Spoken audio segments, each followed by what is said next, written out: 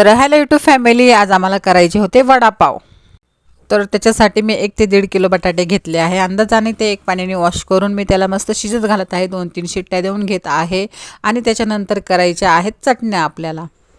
तर इथे हिरवी चटणी करायची आहे आणि लाल चटणी करायची आहे.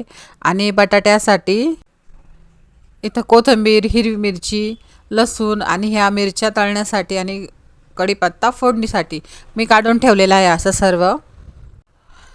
तर इथे लसूण, मिरची, आलं आणि त्याच्यात थोडेसे धने, जिरे अशी याची बारीक पेस्ट करून घेऊया बटाट्याच्या फोडणीसाठी.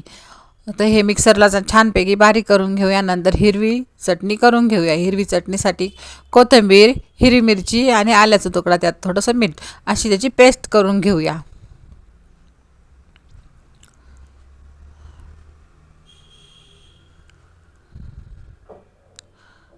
आज संडे असल्याने मुलांना खायचे होते वडापाव, म्हणून मी ट्राय करते. मी केले नाही आहे पहिले कधी, पहिल्यांदाच करते आहे.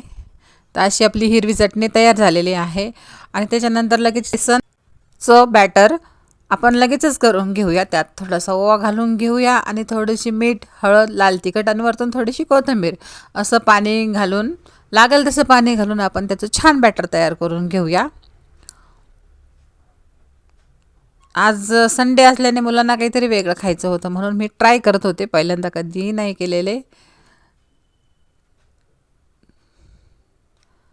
अशा प्रकारे ते बॅटर मस्त छान आपण रेडी करून घेऊया. लागेल तसे पाणी घालून घेऊया त्यामध्ये.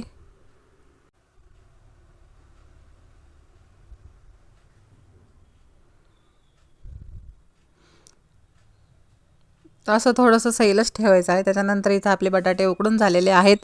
आणि किसणीने लगेचच आपण किसून घेऊया, म्हणजे छोटे मोठे कुठेही राहत नाही, एकसारखे क्रश होतात ते. आणि नंतर लगेचच कढईमध्ये तेल घालून मोहरी टाकूया, जिरे, कढीपत्ता अशी फोडणी देऊन घेऊया त्याला. आणि ते मिरची, लसूण ते वाटून घेतलेलं होतं आपण मिक्सरला, ते पण घालूया आणि चांगलं फ्राय करून घेऊया आपण तेलामध्ये. आणि नंतर ती चटणी घालून ते पण फ्राय करून घेऊया. वड्यासाठी आपली चटणी ही रेडी होऊन जाईल. तसं मस्त फ्राय करून घेऊया आपण. त्याच्यामध्ये थोडीशी हळद, मीठ,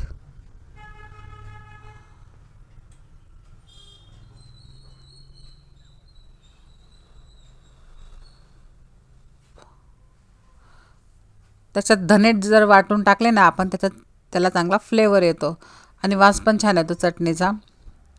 अगदी वडापावसारखा वास येतो, बाहेर मिळतो तसा.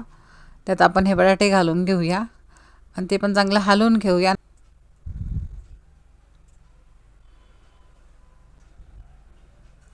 असं छान मिक्स करून घेऊया. आणि छान चटणीला मिक्स करून घेऊया. ही पोळीसोबत सुद्धा खाऊ शकतोय आपण. अशी मस्त चटणी झालेली होती. आणि लगेचच वडे करून घेऊया आपण. आपल्याला पाहिजे तसे छोटे मोठे वडे करून घेऊया लगेचच आणि लगेचच तळून घेऊया. पहिल्यांदा वडे केलेले मी, पण खूप छान झालेले होते. आता मला ते काही हाताने सोडता येत नव्हते, म्हणून मी चमच्याने टाकत होते ते वडे. आणि छान असे तळून झालेले होते. वास पण खूप छान येत होता. मुलांना तर खूप आवडले माझ्या. तर असे झाले होते वडे मस्त.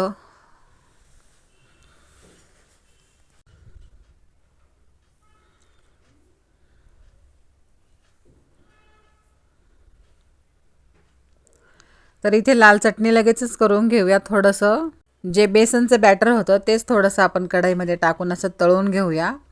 आणि त्याच्यामध्ये थोडेसे शेंगदाणे तळून टाकलेले मी, थोडंसं लसूण असं तळून टाकलेलं आहे.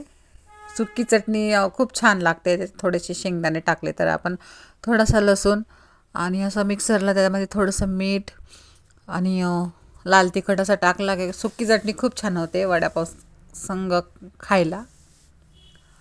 तर ह्या सोबत खाणाऱ्या मिरच्या तर त्या पण मी तळून घेतल्या तेलामध्ये. आता हे मिक्सरला बारीक करून घेऊया आपण. आपल्याला पाहिजे तशी लाल तिखट टाकून घेऊया आपण. आणि लगेचच इथे सईला खायचा होता वडापाव, म्हणून तिच्यासाठी मी लगेचच तयार करून देत होते गरम गरम. अशी चटणी, हिरवी चटणी, लाल चटणी आणि मिरची असे तिला मी 2 वडापाव तयार करून दिले. तर कसे झाले मला कमेंटमध्ये नक्की सांगा. मी पहिल्यांदा वडापाव केले, ते खूप छान झाले होते आणि ते सई दादू टेस्ट लगेच करतच होते. आणि नंतर सँडविचसाठी चटणी पण उरलेली होती, ते पण मी 2-3 काढलेले सँडविच पहिल्यांदाच.